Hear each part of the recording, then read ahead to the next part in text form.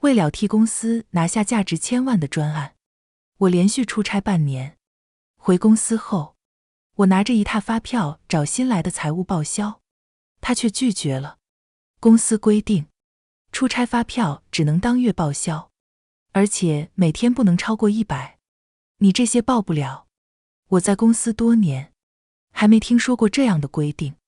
问他是谁定的，他翻了个白眼。我是财务，怎么报销我说了算，以为自己是销冠就了不起。我爸还是公司董事呢，去外面陪男人喝酒拿下个小专案而已，在我这儿就得按我的规矩办。嘿，朋友，不管你现在是在挤地铁、等咖啡，还是刚放下手头的事想偷个闲，别着急划走。今天的一页故事，刚好能填满你这几分钟的碎片时光。喜欢我的朋友，欢迎点击订阅分享。那我们故事开始。我看着眼前这位妆容精致、年纪不过20出头的女孩，一度以为自己走错了公司。你说什么？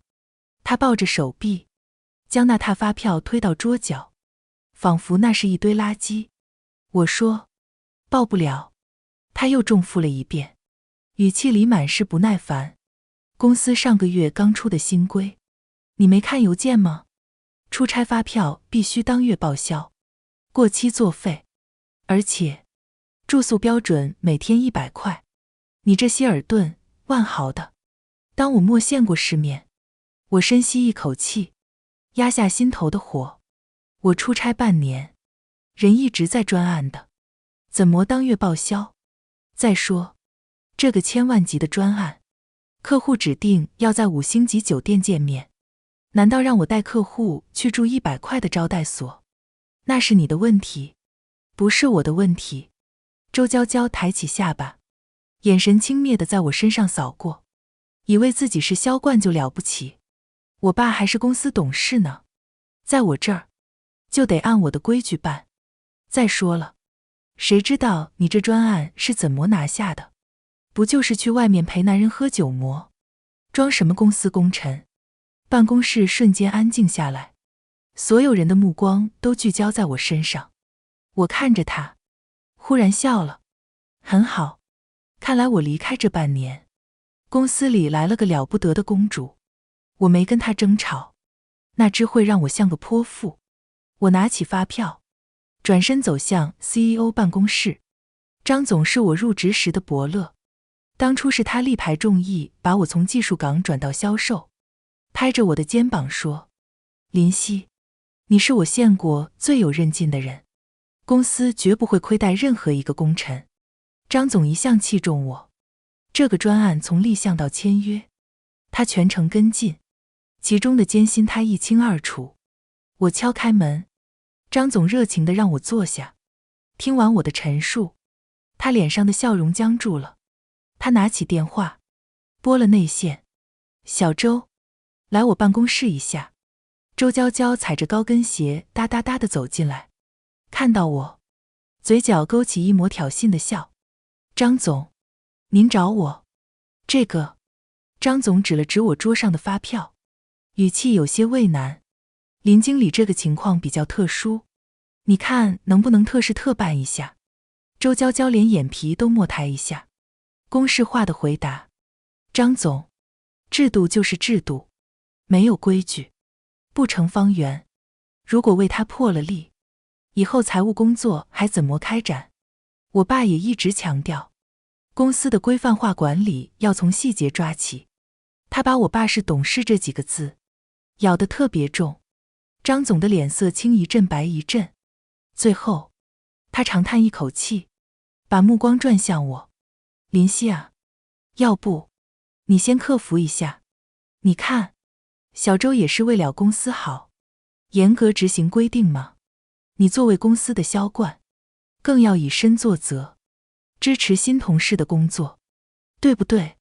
他开始打太极，用一堆公司大局、互相理解的空话和稀泥。我明白了，在这位董事女儿和给我创造了1000万利润的功臣之间，他毫不犹豫地选择不得罪前者。所谓的器重，所谓的承诺，在权力面前，一文不值。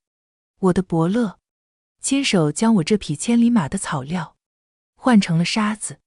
我拿着发票从 CEO 办公室出来，一言不发。周娇娇跟在我身后，像一只打了胜仗的孔雀，昂首挺胸。回到工位，她故意停在我旁边。林经理，看到了吗？在公司，不是你业绩好就有特权的，现在是我爸说了算。他轻笑一声，语气里满是炫耀和鄙夷。以后啊，你报销之前最好先来问问我，免得又像今天这样，跑去张总那里自取其辱。几个平时和我关系不好的销售，立刻凑上去附和。就是，娇娇姐说的对，公司就得有规矩。林经理这出差半年，估计都跟社会脱节了，不知道公司的风向早就变了。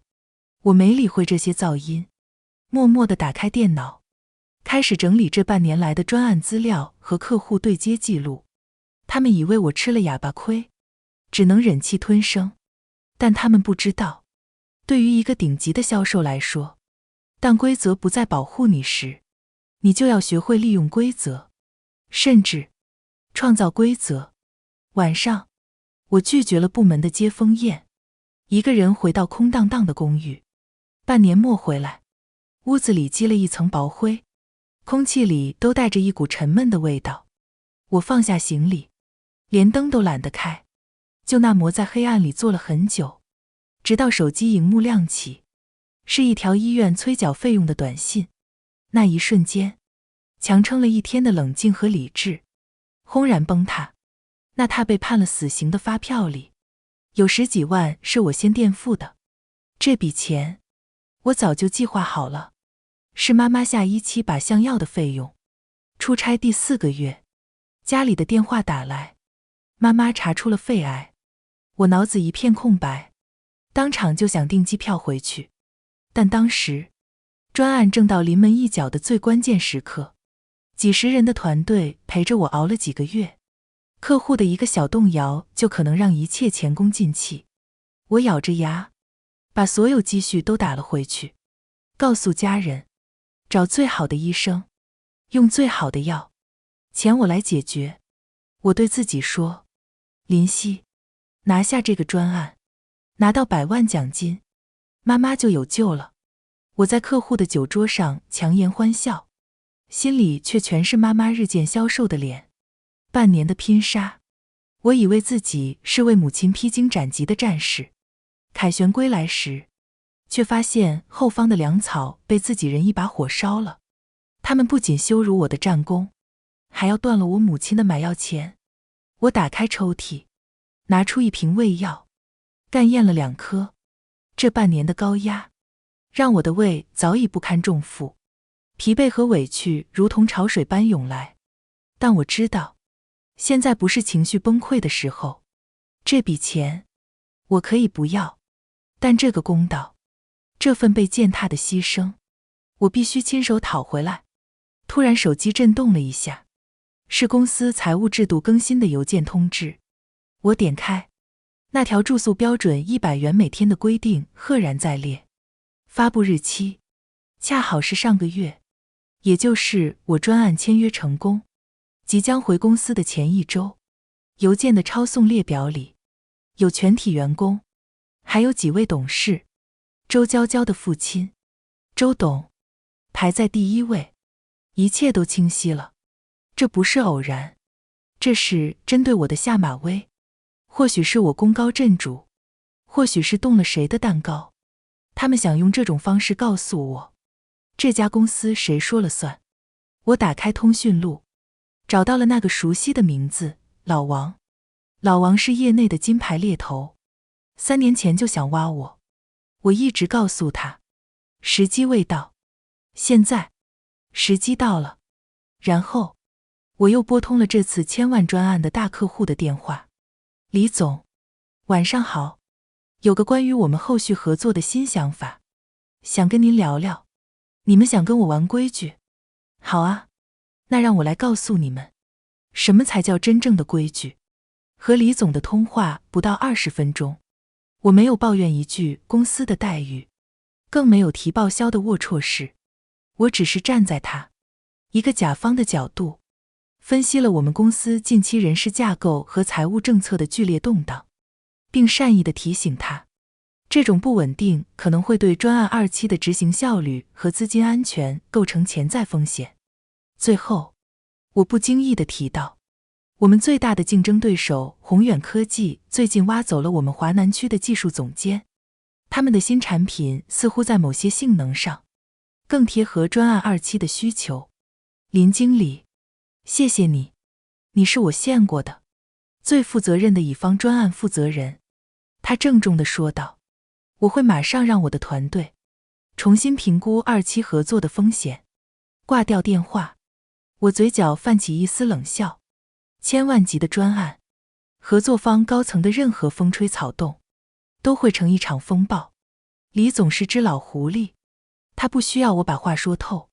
周娇娇，你以为你在捍卫公司的规矩，很快你就会明白，客户才是一家销售型公司最大的规矩。第二天，我请了1天假，我在国贸楼下的咖啡厅见了顶尖猎头老王。看到我，他笑得合不拢嘴。林夕，你终于想通了。你知不知道，整个行业有多少家公司排着队想挖你？他将一份整理好的档推到我面前，3家头部公司，职位都是销售总监，薪资你随便开，期权、分红都好谈。其中宏远科技的老总指名道姓，只要你肯点头，他愿意把华东区的市场交给你，团队你自己挑。正是昨晚我向李总提到的那家公司。我没有立刻回答，只是抿了一口咖啡。王哥，我今天不是来选 offer 的，我是来让你帮我做个局。老王愣了一下，随即哈哈大笑起来，用手指点了点我。你啊，还是那磨滴水不漏。说吧，要我怎么配合？我早就说过，你这种人在哪家公司都是屈才，除非自己开公司的。很简单，我身体前倾，压低了声音。宏远科技的 offer， 你帮我接洽，细节谈得越具体越好，姿态摆得越高越好。但记住，先不要答应，你只要把这个消息不经意地透露出去，让整个圈子都知道，宏远科技为了挖我，愿意连我手上的专案一起买单。他伸出了8根手指，他们为了李总那个专案，愿意出这个数的签字费。很好，我点点头，把这个价码也不经意地传出去。你看，这就是职场，在一个地方，你所有的功劳都抵不过关系户的一句话，而在另一个地方，你的功劳却是别人愿意用真金白银来抢夺的宝藏。而我要做的，就是让前一个地方的人清清楚楚地看到这个价码。我回到公司时，已经是下午，办公室的气氛有些诡异，所有人都在埋头工作，却又用眼角的余光偷偷打量我。周娇娇的工位上默认，我刚坐下，张总的内线电话就打了过来。林夕，马上来我办公室。一进门，张总焦躁地在办公室里踱步，地上还有几个烟头，而周娇娇则坐在一旁的沙发上，眼睛红红的，像是刚哭过。林夕，张总看见我，像看见了救星。李总一早打电话过来，说要重新考虑2期的合作，这到底是怎么回事？我一脸无辜地看着他。张总，我不太清楚，我昨天一整天都在休假。周娇娇猛地站起来，就是你，一定是你跟李总说了什么，你就是想报复我。我平静地转向他，周小姐，饭可以乱吃，话不能乱说。我只是一个销售经理，能对公司千万级的专案产生什么影响？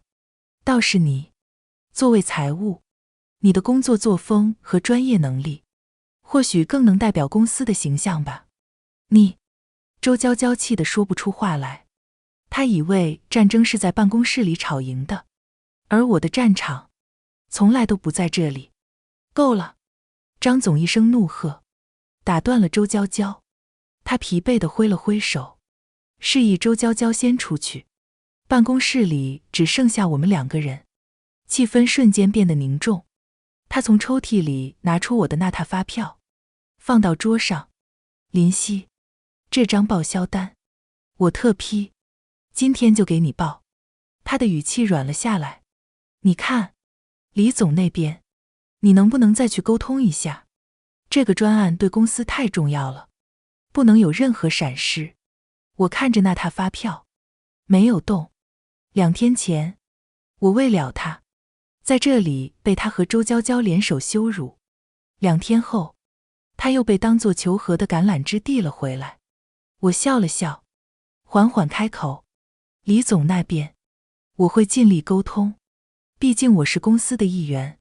不过，我认为这次的危机根源在于内部管理混乱，财务部门缺乏专业素养，恶意刁难功臣，寒了人心，也影响了公司的外部声誉。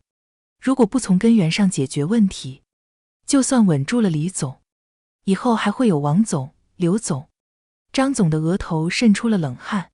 你想怎么样？很简单。第一，这笔钱今天下班前必须到我账上。第二，周娇娇必须在公司周一的全体例会上，就她的不专业行为和对我个人名誉的诋毁，向我公开道歉。我顿了读。哦，对了，忘了告诉您，宏远科技给我开了销售总监的职位。您说，我要是带着李总的专案过去，周董的脸色会不会比现在还难看？现在轮到你们来选了，是保一个懂事的草包女儿，还是保住公司未来1年的核心利润？办公室里，空气仿佛凝固了。他那张习惯了发号施令的脸上，第一次出现了恐慌的表情。他看着我，眼神里混杂着愤怒和难以置信。林夕，你这是在威胁公司？我摇了摇头，纠正他。张总，我不是在威胁公司，我是在向您陈述一个即将发生的事实，并给您一个避免它发生的机会。我的目光平静地迎向他。您是一位成熟的管理者，应该明白，千万级的利润和一个董事的面子，哪个对公司的年报更重要？而我的耐心和对公司的归属感正在被快速消耗。他颓然地坐回老板椅上，拿起电话。财务部吗？我是张伟。对，有一笔林夕经理的差旅报销，我特批了，加急处理，今天下班前必须到账。他挂断电话，看向我。周一的例会我会安排，现在可以去给李总打电话了吗？下午4点半，我的手机收到一条银行入账短信，那笔被周娇娇判了死刑的10几万差旅费，一分不少的躺在了我的账户里。周一早上的公司例会，气氛很压抑，所有部门经理都正襟危坐，连呼吸都小心翼翼。周娇娇坐在角落，化着精致的妆，但依旧掩盖不住她蜡黄的脸色和眼神里的怨毒。会议议程的最后一项，张总清了清嗓子，目光扫过全场。上周，财务部的周娇娇在处理林夕经理的报销流程时，存在不严谨、不专业的行为，并发表了不负责任的言论。现在，请周娇娇同志向林夕经理道歉。所有人的目光唰的一下聚焦在周娇娇身上，她紧紧攥着拳头，磨蹭了半分钟，才不情不愿地站起来，对着我的方向，从牙缝里挤出几个字：林经理，对不起。声音小得像蚊子叫，充满了不甘和屈辱。我甚至没有抬头看他，只是对着面前的笔记本电脑，淡淡地回了一句：我接受。希望以后财务部能提升专业素养，不要再发生类似影响公司声誉的事情。张总，我还有个专案会议要准备，先走了。说完，我合上电脑，第一个离开了会议室。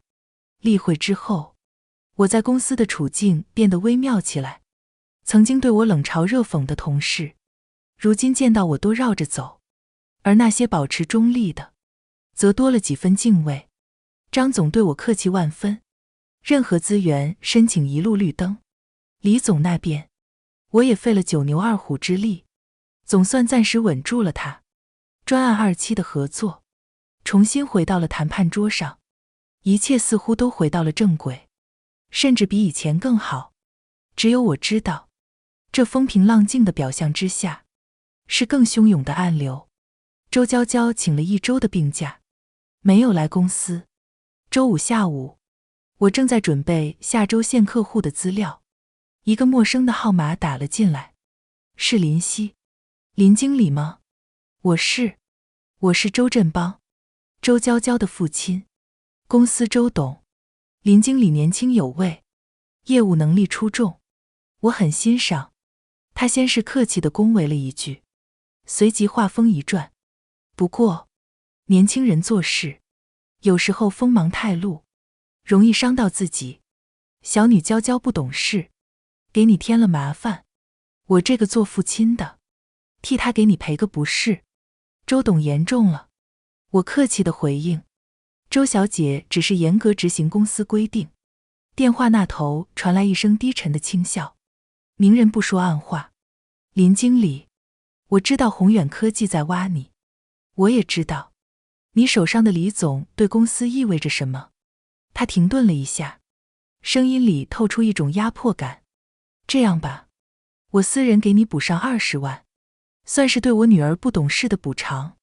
另外，我会在董事会上提议，破格提拔你做销售部的副总监。你呢，就安安心心地留在公司，把李总的专案做好。之前那些不愉快，就当是个误会，让他过去。他用钱和职位给我画了一张巨大的饼，言下之意很清楚，拿了好处，让这件事彻底翻篇，当作什么都没发生过。我握着电话，走到办公室的落地窗前。周董，我恐怕要让您失望了。电话那头沉默了，那是一种暴风雨前的死寂。我几乎能想象到他此刻的表情。林夕，他再次开口，声音冰冷。看来你还没有真正理解什么叫职场。你以为你手上有个大客户，就能和我平起平坐的谈条件？我告诉你，这家公司姓什么？不由你，也不由张伟，更不由那个李总。你会为你的年轻气盛付出代价。说完，他挂断了电话。我握着手机，听着里面传来的忙音，心里平静无波。周振邦的报复来得比我想象中更快，也更阴险。周二，张总把我叫到办公室，表情是我从未见过的冷漠。公司高层研究决定。他顿了下，考虑到李总这个专案的重要性，为了确保万无一失，从今天起，由王副总监介入，与你共同负责。所有对外的关键沟通，必须由王副总监主导。王副总监是公司里出了名的老油条，没时磨实际业绩，但最擅长抢功和甩锅，也是周董一手提拔起来的亲信。小林啊，王副总监大腹便便地坐在会议室里，一副指点江山的派头。你做的这些前期工作，我都看了，很扎实，但是年轻人思路还是太局限在技术层面，不懂得高层博弈。李总这个专案，后续的关键不在产品，在关系。他拿出一份被他改得面目全非的方案，指着上面说，你看，2期的报价，我觉得我们可以再让利5个点，把诚意做足，然后安排一场高规格的晚宴，把李总和几位副总都请来，这事儿不就成了吗？我静静地看着他，没有说话。李总的公司以技术为核心竞争力，最反感的就是这种酒桌文化和无意义的降价。这只会让他们觉得我们产品没底气。王副总监的这套过时玩法，是在把专案往火坑里推。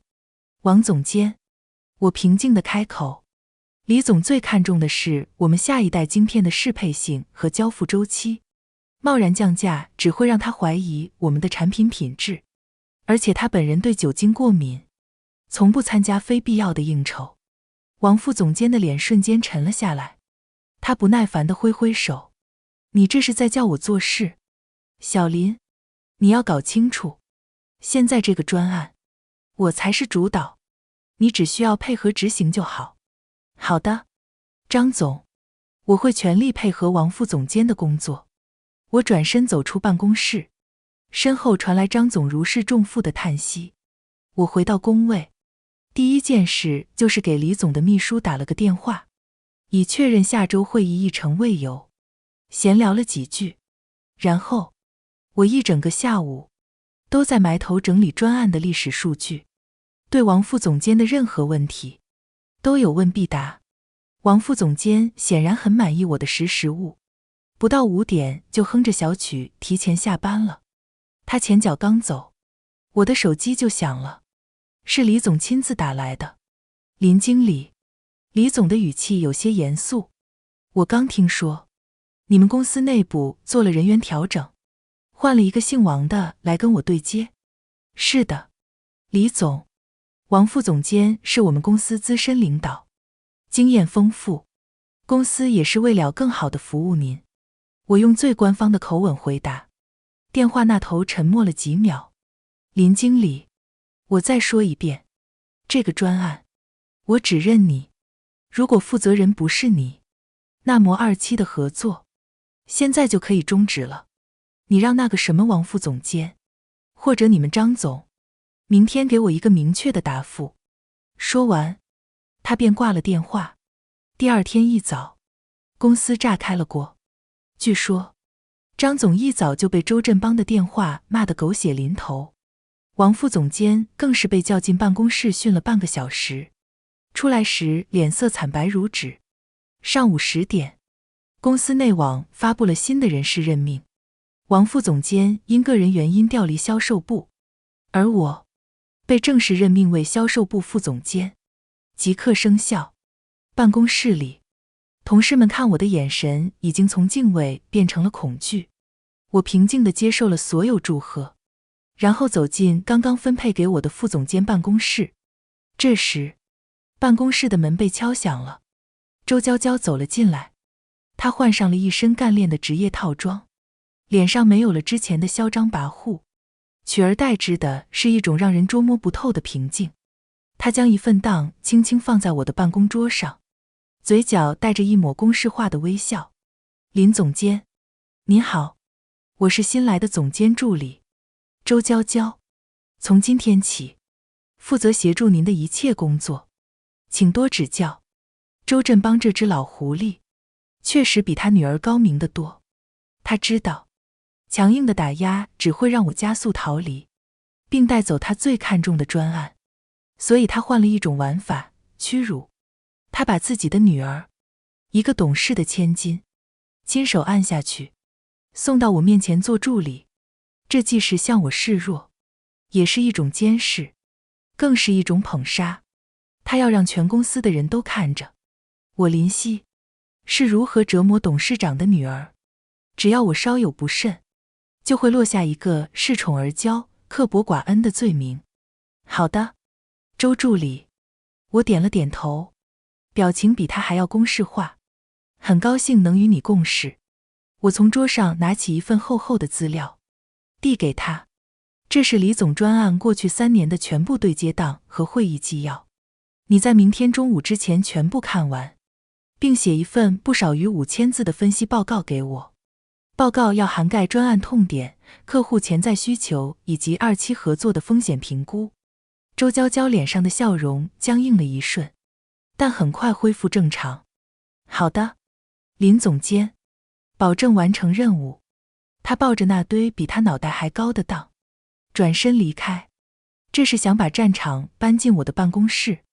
第二天上午11点，一份装订精美的报告准时放在了我的办公桌上，我随手翻开，排版清晰，逻辑严密，引用的数据精准到了小数点后2位。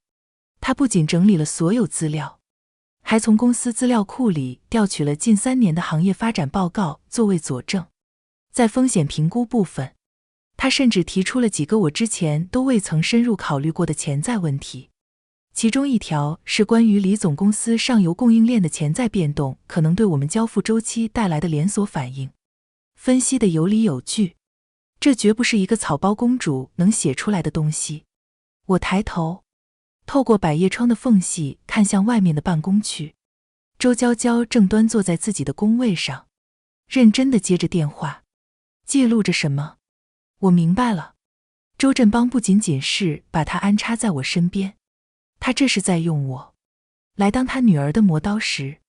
他要让他亲眼看着我如何工作，学习我的方法，分析我的模式，直到有一天他能完全复制我，然后再取代我。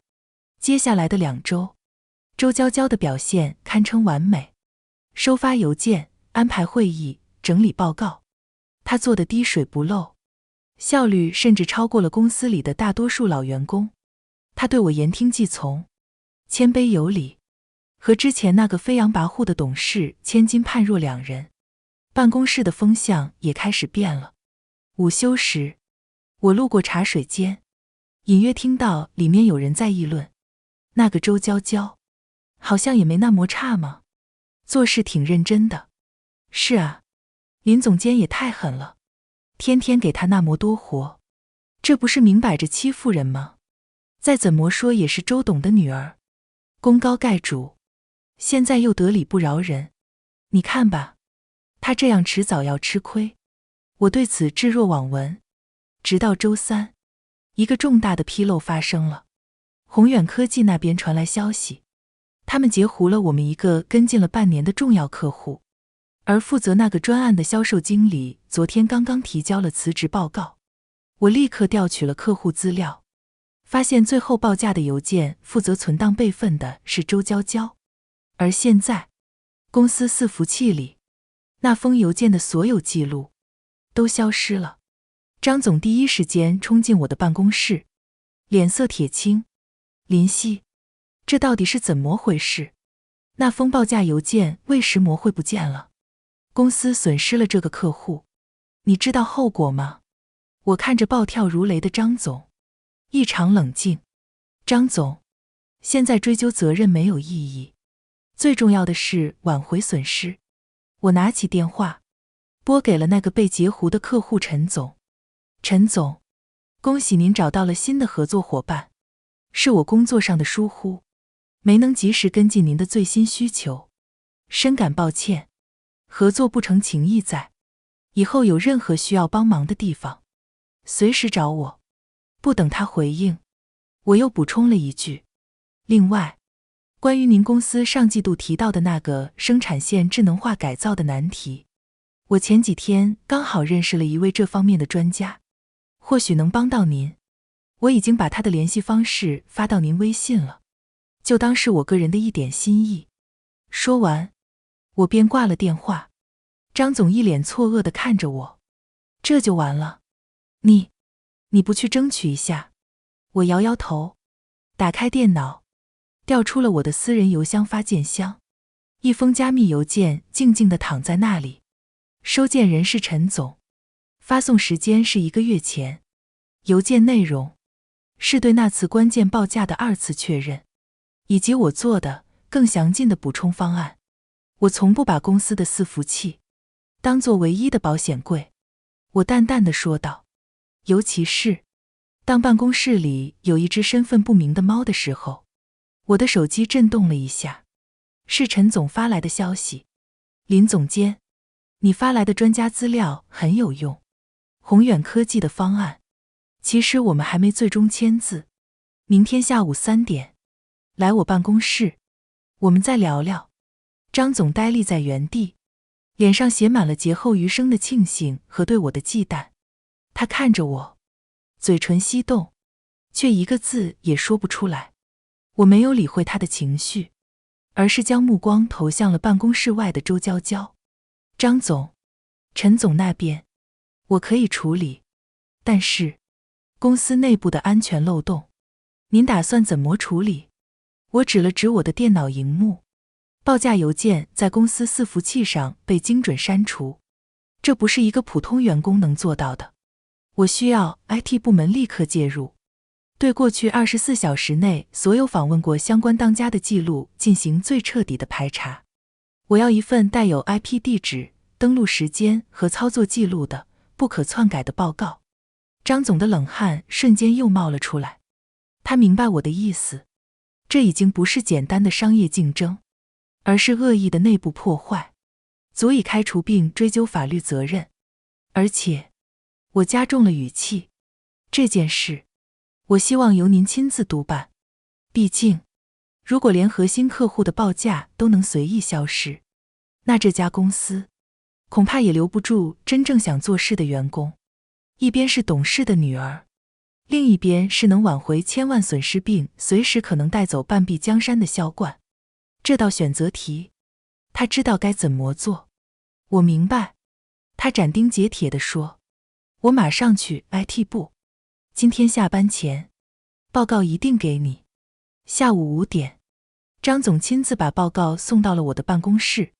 结果显示，唯一的删除操作指令来自周娇娇工位上的那台电脑。操作时间就在王副总监离职，我被任命为副总监的当天下午。动机和证据形成了一个完美的闭环。他怎么敢？张总的声音里充满了愤怒。我将报告推回到他面前。张总，现在不是愤怒的时候，您是 CEO， 这件事您打算如何处理？是公开处理，以儆效尤，还是私下解决，维护周董的面子？我把皮球又踢给了他，他死死地盯着那份报告，额头的青筋突突直跳。维护周董的面子，然后呢？等着我带着李总和陈总的专案，转身走进宏远科技的大门吗？他猛地一拍桌子，做出了最终的决断。公司不是任何人的家族企业，这种蛀虫绝不能留。半小时后，周娇娇被叫进了 CEO 办公室。我坐在自己的办公室里，安静地喝着咖啡。那天，公司内网上挂出了一则处罚通告，销售部助理周娇娇因严重违反公司保密协议，恶意破坏公司财产，予以及时开除处理。公司将保留追究其法律责任的权利。周振邦的电话在我预料的时间打了过来，这一次他的声音里只剩下怒火。林夕，你到底想干什么？你非要把事情做得这么绝吗？周董，我的声音平静如水，我什么都没做，我只是在保护我自己的专案以及公司的利益。是您的女儿，做事太绝了。我打开了免提，将 IT 报告放在桌上，用手指轻轻敲了敲。这份报告，我想不仅我有，张总有，公司的法务部应该也备份了。周董，您是懂法律的，商业间谍罪和非法删除电脑资讯系统数据罪，哪一个判得更久一点？电话那头陷入了死一般的沉默。许久，他才用一种近乎哀求的语气说道：你赢了，说吧，你的条件是什么？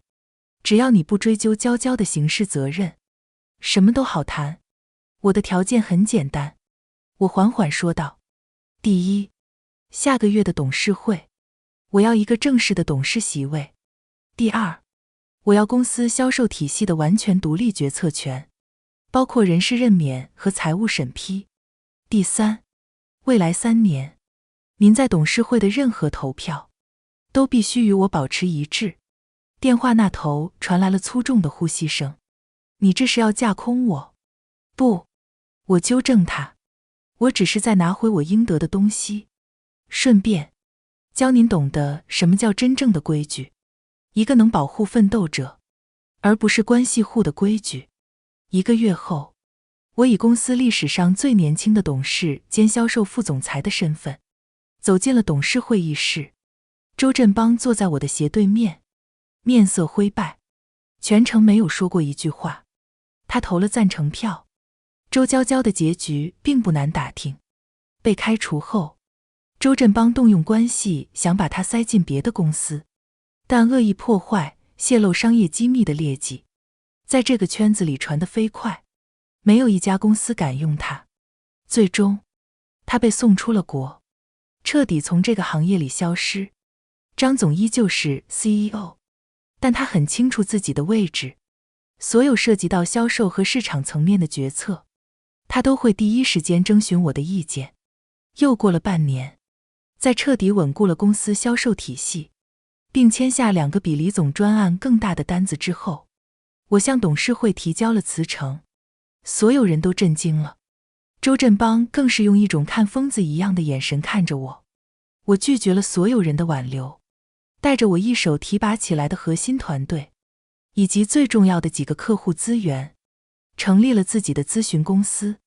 开业那天，李总和陈总的庆贺花篮摆满了整个大厅，猎头老王成了我的座上宾，感慨万千地说：“从你让我做那个局开始，我就知道你不是想跳槽，你是想拆了对方的庙，自己建一座神殿。我做了10年猎头，还是第一次见到你这种玩法，直接把平台和人才一起打包带走，佩服，佩服。”我笑了笑，端起香槟，看向窗外属于我的那片天空。我打开手机，荧幕上是母亲发来的照片，她正在阳台上侍弄着一盆新开的花，气色好了很多。我回了一个笑脸。当初你们用一套僵化的规矩来审判我，逼我屈服，后来你们又想用金钱和职位来收买我，让我成为规矩的一部分。但你们从没想过，我想要的从来不是在你们的规矩里赢得游戏，而是成为那个制定规矩的人。如果你喜欢今天的故事，不妨把它分享给身边的人，让一份小温暖变成2份、3份。下一期一页故事，我们还会带来新的一页惊喜，可能是关于梦想，关于陪伴，也可能是关于不期而遇的感动。记得准时来赴约，咱们下期不见不散。